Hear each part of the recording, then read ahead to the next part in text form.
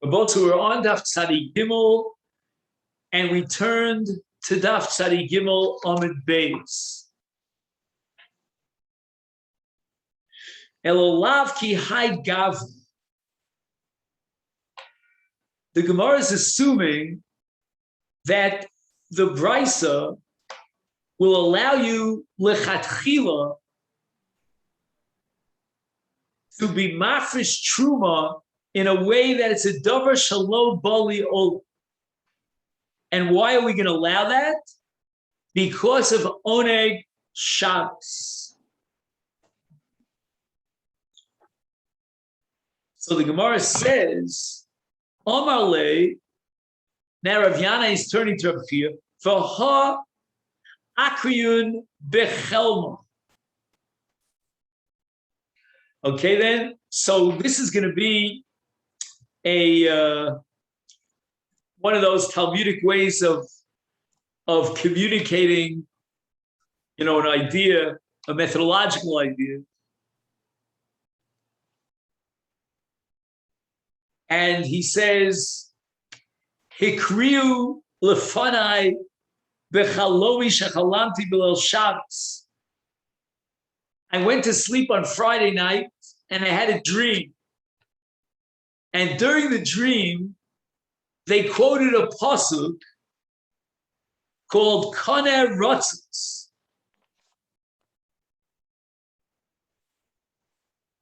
And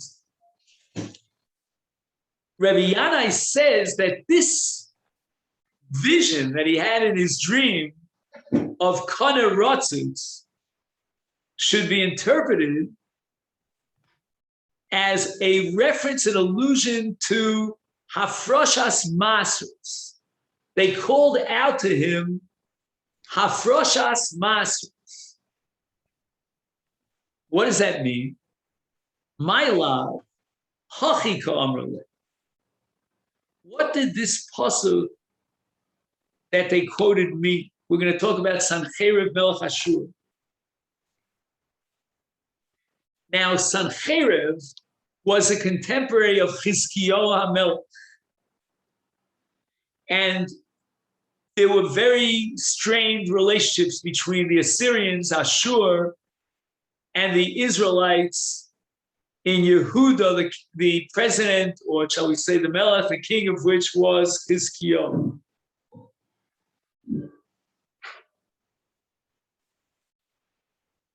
Now, Chizkiyahu is leading a rebellion to free the Jewish people from the reigns of Sancheiriv.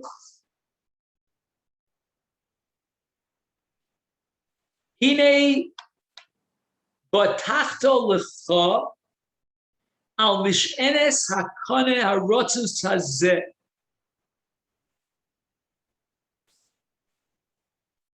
What is he saying to him?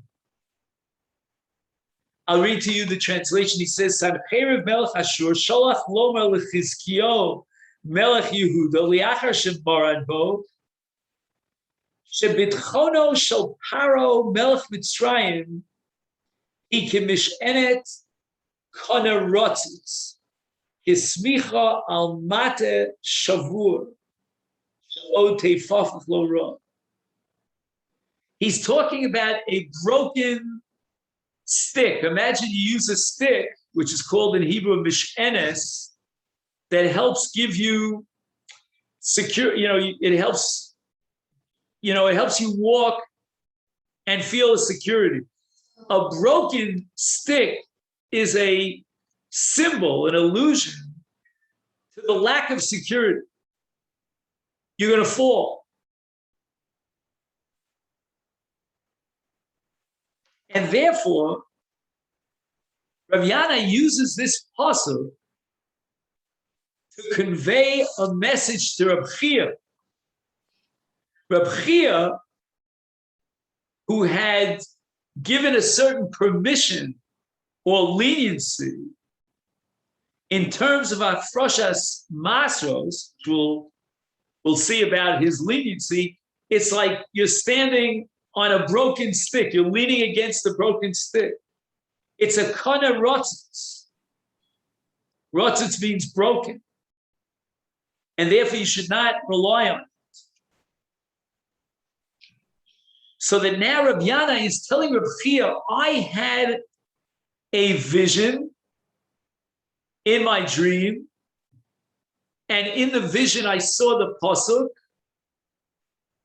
of Melech Ashur sending a message to Chizkiyahu, you're in trouble, you have no security. And I interpreted that pasuk to mean that your ruling, Rabbi Chia, is not reliable. So Rabbi said, let's go back for a moment to Tzadi Gimel Amid Aleph. With regard to Adam Maknid Davar Shelo Boliot, which is a sugya that's been on our minds now for quite a few days. So if you take a look at the Gemara on Daf Tzadi Gimel Amid Aleph, approximately 8-9 lines up from the bottom, it says there that Rav Yanai Havale Arisa, right? We said that an Aris is a sharecropper and he'll get, let's say, a third or perhaps a quarter of the produce as payment, in lieu of payment, for working the land and producing its grains. Davi Maisile Kanto de Peret, Kol Mali Shabs. Yeah, come in. Every Friday, 7:30, you said? just 1 second. Every Friday, his Aris would be Machabed Rav Chia, by bringing him a certain measure of produce. But Ahu Yoma, on one particular Friday, Nigale, the Aris was delayed and he didn't show up. Now, if he had shown up on time before Shabbos, there would have been enough of an interval before Shabbos to be mafresh maaseh and to remove the Isur Tevel from these payros that he's bringing. So now, Rabbi Chia is in a bind. He knows that it's a matter of minutes until he'll receive the payros, but he doesn't have too much time because Shabbos is about to enter. So what did he do? Shkal aser miperi de beise alayu. He took payros in his house that were tevel. He was mafresh tevel on the payros that in the future he will receive from the Aris. In that way, there'll be maser that'll be chal to remove the Isur Tevel without violating Afrosh of the Shabbos. And Rab Chia was all in favor of this arrangement. This Sanya,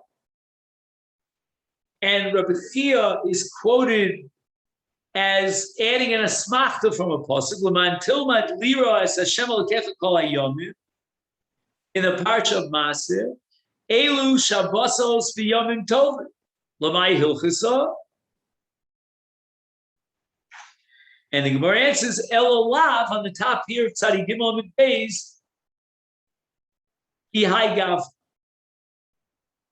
And Rashi says on the top, Shemuto li aser al mashalo voli olam the asid lava. Normally, we would never allow for Afroshas Maser on something that's not in your possession. You haven't received the payros yet. But the Torah went out of its way to say, Elu Shabbosas v'yomim tovim. And it means that the Torah is telling you that there's a mitzvah of Oneg Shabbos. Why is the Torah teaching me the mitzvah of Oneg Shabbos in the parsha of Masros? And the answer is, for this case, the marva, this case where if you won't be lenient and allow a Afrosh on a Dover Shalom Boli Olam, he will not be able to reach his level of Oneg Shabbos because he won't be able to eat the payros that he eats every single Friday night when his Aris brings him the payros. If you don't allow him the leniency of this kind of Afrosh and Dover Shalom Boli Olam, then he's got Tevel, and he's not allowed to be mafresh masris on Shabbos, you're going to upset his entire Oneg Shabbos. And now Rav Yanai, when he hears this whole ruling of Rav Chia to be matir davar shelo b'liolam and afroshes trumas of maisers based on Oneg Shabbos, he says, well, I had a dream last night. And in my dream, I saw a kana rotzitz. And in context, the kana rotzitz, which is a broken rod, indicates and symbolizes insecurity, something that you cannot rely upon. Lo. Gemara says in defense of Rav Chia, Rav Yana, you're misinterpreting the dream.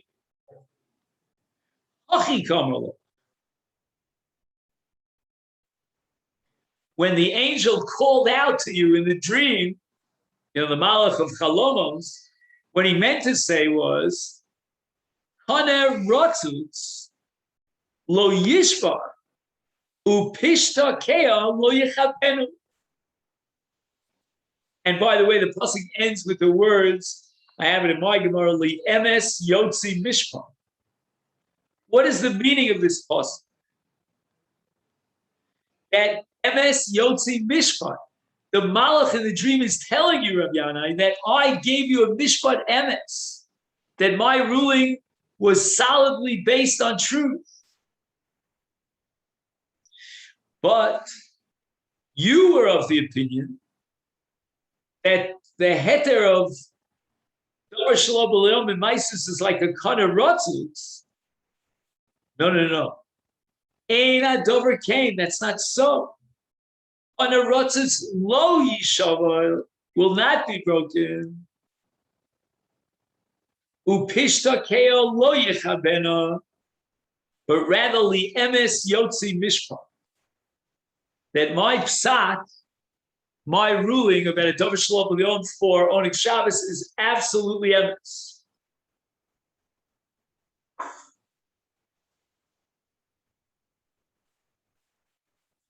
Now, you remember that Rav Nachman Bar Yitzchak had a whole list of Tanoim, all of whom maintained that you could be makneh davar shelo b'liolam. And one of them was Rebbe. So the Gemara now wants to know, how do you know that Rebbe holds that you can be makneh davar shelo b'liolam? This Sanya, we learned in the Brisa. Now this Brisa addresses the case where the Torah requires of the master to free his eved and prohibits continuing to enslave his eved.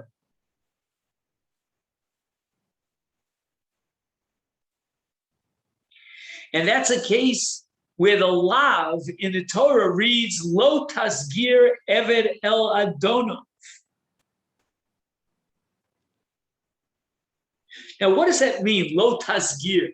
It sounds like it's a case where the Rav, the master, gave freedom. He freed his eved. He was meshacher his eved. And the Torah is saying, therefore, you're enjoined from enslaving him, from being meshamed. He's no longer an eved.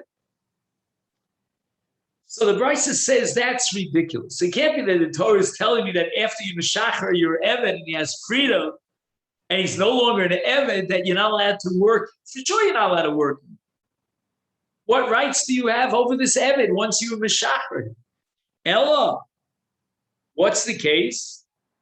Says Rebbe, it's below kaf eved al manas shacher al custom.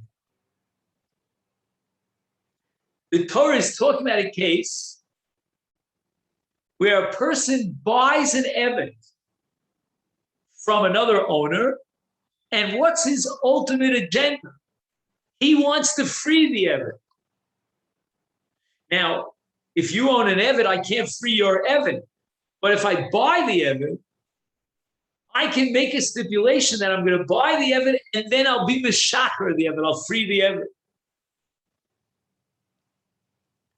And now we can justify, why did we need the Torah to teach me, lo tasgir, that you're not allowed to work the Eved.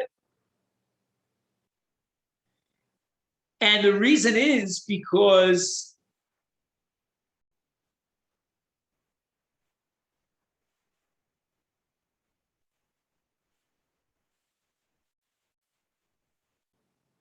even though this arrangement is chal, it's valid, and even though the Eved is meshuchra, I still have a doubt about whether or not the Adon is allowed to be Meshavi the Eved. Hechi Dami, Amar Rav Nachman bar Yitzchak, like the following case. Diksav Le, you know that in order to free an Eved, you have to write a shtar. And that document is called shtar shichur. What was written in the shtar shichur? Which is then handed over to the Eved. Here's the text of the shtar. Lichshekachech harei atzmecha kani l'cha me'achshav. So it's the first of the month, and the Adon gives a shtar shichur to his Eved, which is only going to be valid on the last day of the month. What's going to happen in between?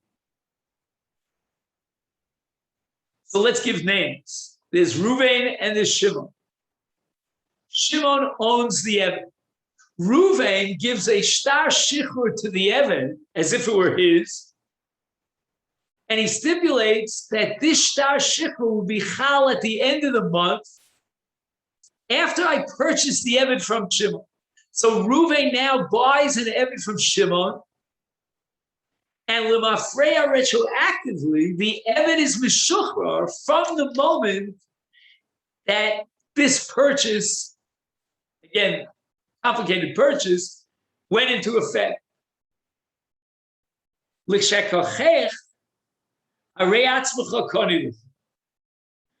I will become your master and I will achieve possession and ownership over you, you will be meshuchrar. Again, his agenda is to get this Eved free.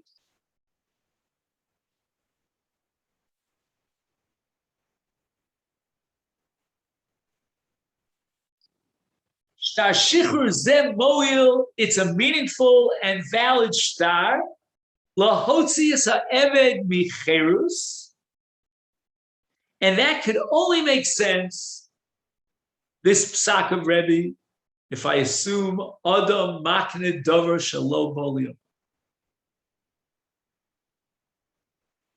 So Reuven is being Meshachar and Eved,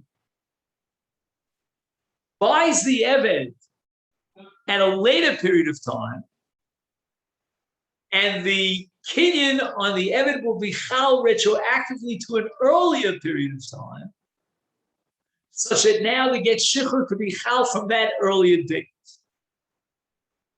If you were to hold that ein adam makne dover shalom bolio, then this act of giving a shtar shichur before the Eved is in the reshus, is in the possession of the Meshacher, could not be chal.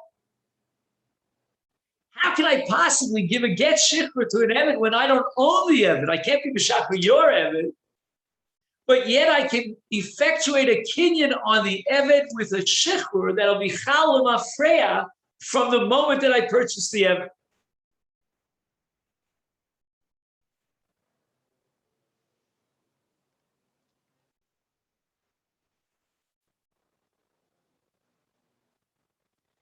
How can I give a get shichur to an Eved that I don't own? Unless you assume Adam makne dover shalom bolio.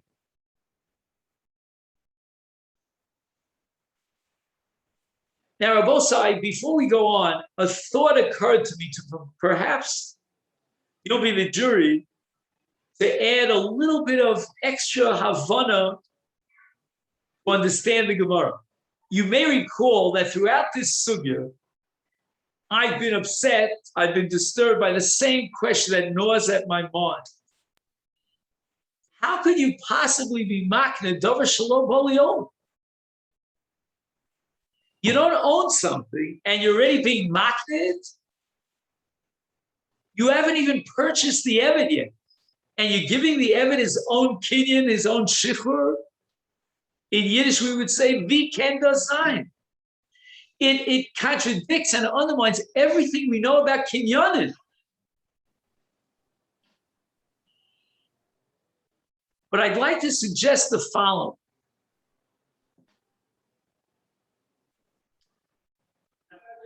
We speak about the concept called the mafreya.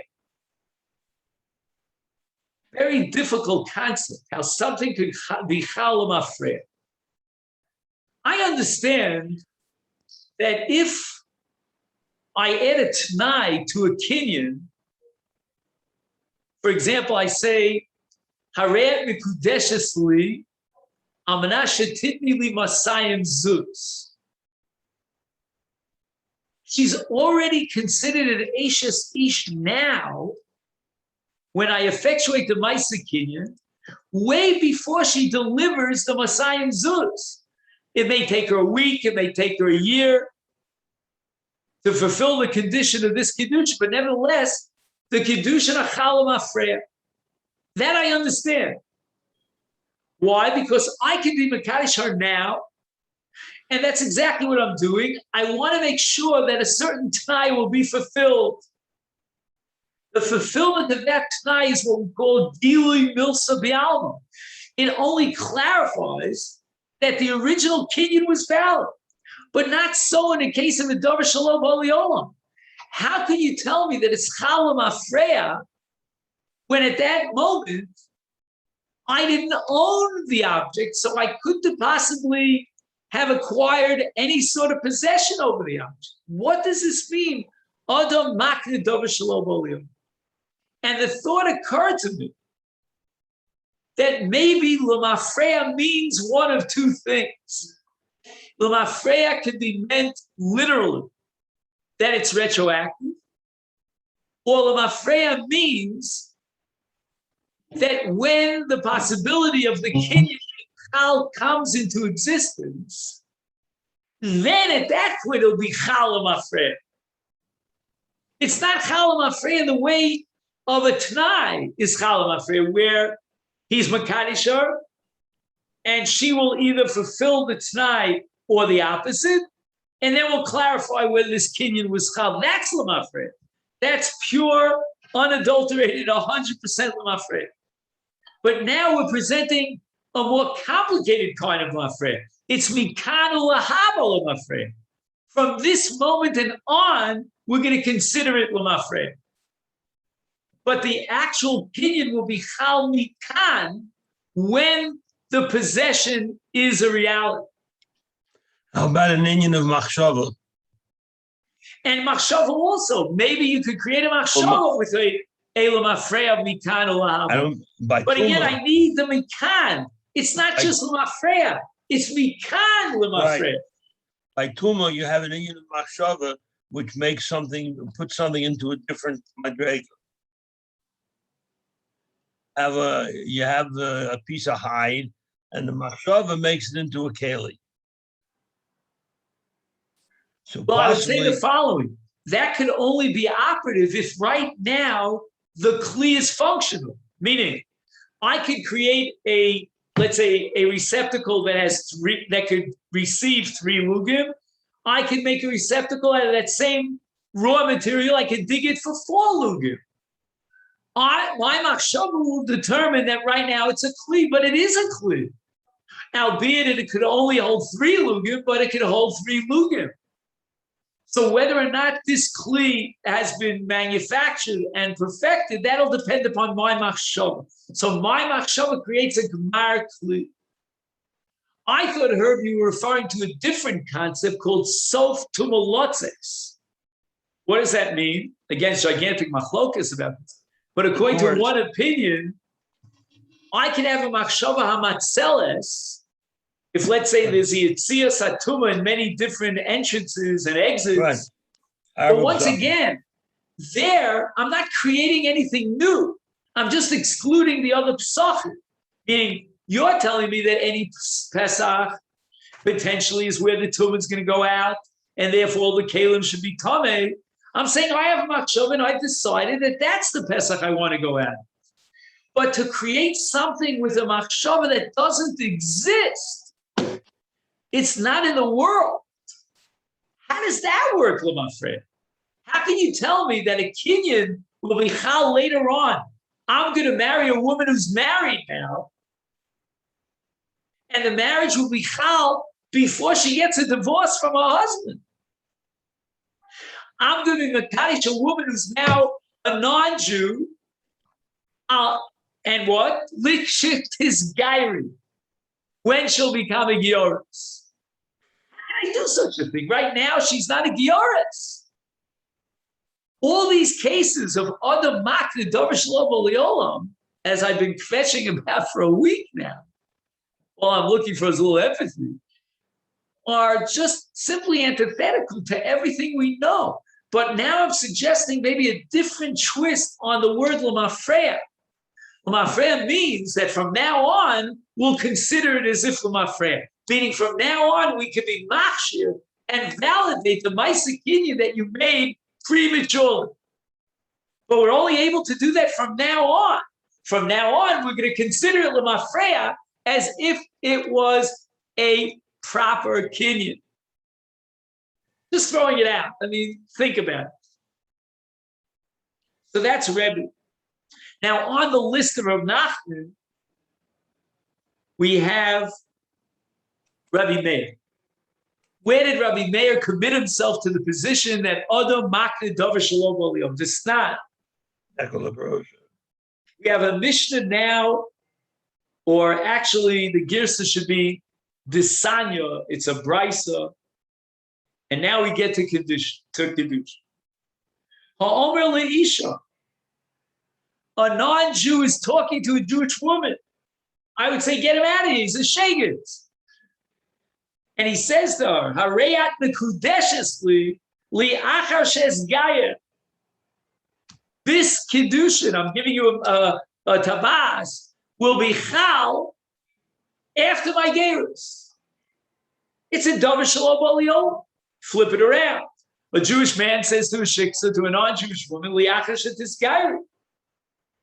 Or a man says to a shivcha, which again, there's no Kiddushin to a shivcha,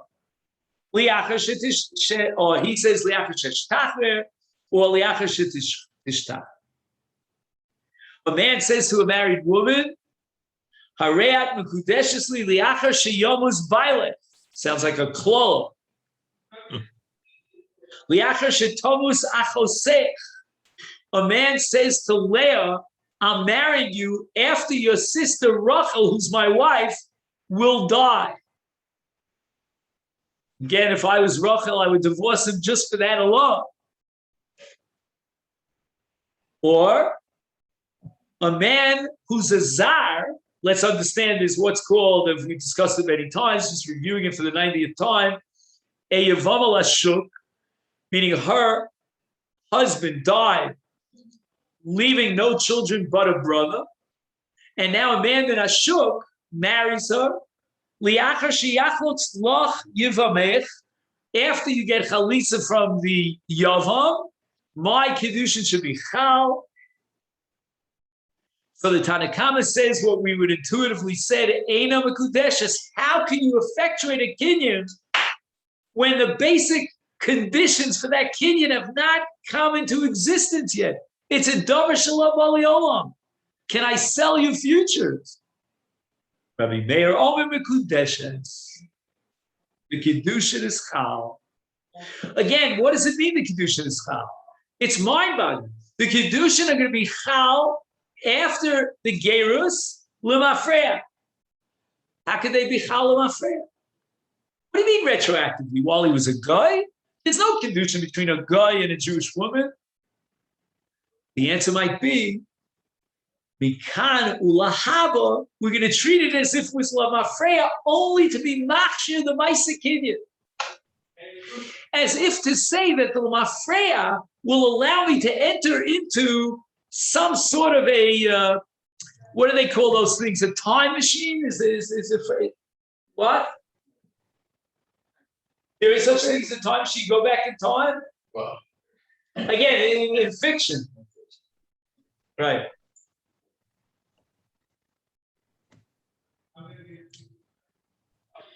And what you could do now is you could go back into a time machine to be machshir of Masechet that was done, that was effectuated at a time when it couldn't possibly have been effected. And finally, and this is where we're going to end for today, on Rab Nachman Bar Yitzchak's list, we have Rabbi Eliezer ben Yaakov. By the way, throughout Shas, Rabbi Eliezer ben Yaakov, he's a little bit less popular, less flashy of a title than some of the other Tanoim, like Rabbi Akiva, Rabbi Shmuel, Rabbi Tarfon, Rabbi Yehuda, Rabbi Shimon, but he's always very, very powerful. Whenever I have an encounter with Rabbi Eliezer ben Yaakov, it's like, wow, he's like the revolutionary. Yisanya, now we have to get back to Truma. Now we have halacha. Now again, to introduce this Gemara, I want to tell you a little story. Do you like to hear stories? There's a member of our community, his name is Richard, and he went picking, I don't remember if it was cherries. Right now, I don't remember which fruit it was, but you pay the owner of the field like 100 shekel, and you can pick all the fruits you want, within a half hour, whatever it is, like, renting skates at an ice skating rink. So he was wondering if he has to be mafresh chumas and meisers from that which he picked from someone else's field. And, in today's technology, if you have WhatsApp, he takes a picture of the Tudat Hechsher signed by the Rav of that entire area. It's out in the Gush. And he sends it to me by WhatsApp. So I get this picture of my WhatsApp, and the supervision says, and here's the document testifying, that the owner of the field took care of Trumas and Meisers, which means that you don't have to be mafresh Trumas and Meisers. When I saw this, I went out of my kelim. It's impossible. And the man, the Rav of the whole Azor, he's called the Rav Azori, I'm not going to mention his name right now, but he signed on it. How could the Baal HaField be mafresh Trumas and Meisers? It's mechuber lekarka. You cannot be mafresh Trumas and Meisers on something that's growing on the tree, even if it's fully mature. Trumas and Meisers is only chal after Ktsira. And I turned to Rich and I said, you did the Ktsira. You made a kinyan on his payroll. The moment you cut it off, you chayav in Trumas and Meisers. No way, no how. Under the halachic universe, could he, the Baal HaSoda, have potted you up from Trumas and Meisers? Because you acquired ownership on mechuber lekarka.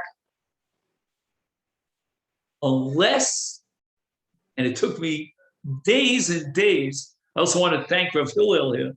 He helped me work this out because it was really bothering me. I was at the point where I was going to call this rabbi up and yell and scream at him. What did you write here? You're being machshil people and eating tevel? All right, it's tevel d'Rabbanan, but it's tevel. I think the answer is Adam machne davar shelo boliol. This is Rabbi Eliezer ben Yaakov. This Sanya. Yes, sir. Al-Kain Omar Rabbi Eliezer ben Yaakov afilu im Omar peros aruga zu.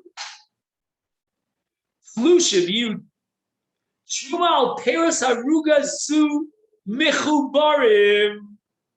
Rabbosai, the man has 2 rows of peros. One of the rows has already been harvested. The other row is still growing in the ground. It's mechubal karka. And he makes a declaration that from the tolush, which means that which has already been cut, I want to be mafresh chuvas and mises on that which is still growing in the ground. It's a classic case of davar shalom baliola, and Rabbi Eliezer ben Yaakov says that it's operative, which means that at the very moment that the aruga, which is still growing, gets cut down, at that moment the truma is chal. So the Baal Asada, getting back to my case from the Gush, is going to be mafresh chumas and maisras from Tlusha, from his own parents that he harvested, but he hasn't been mafresh yet. And he's going to be mafresh on these parents that is still growing. Which parents? The parents that you're going to pick. I mean, again, there's another issue here about brera. In other words, whether you could make a kinyan on something that's not defined. In all the cases that we had of Rebbe and Rebbe Meir, we knew exactly where the kinyan would be chal. You follow when he's Mekadosh and Isha L'chshetis Gairi. I mean, that's the woman. You know, now her name is Mary, and tomorrow her name will be Miriam. You know what I'm saying? But at least you know which woman that, you know, in the case of picking, we really don't know which fruits are going to be picked. But if you combine two principles, number one, Adam makne davar shalom aliolam, and number two, yesh brera, then you begin to understand that pattern, which he took a picture of. If you want it, I'll send it to you from my WhatsApp to your WhatsApp.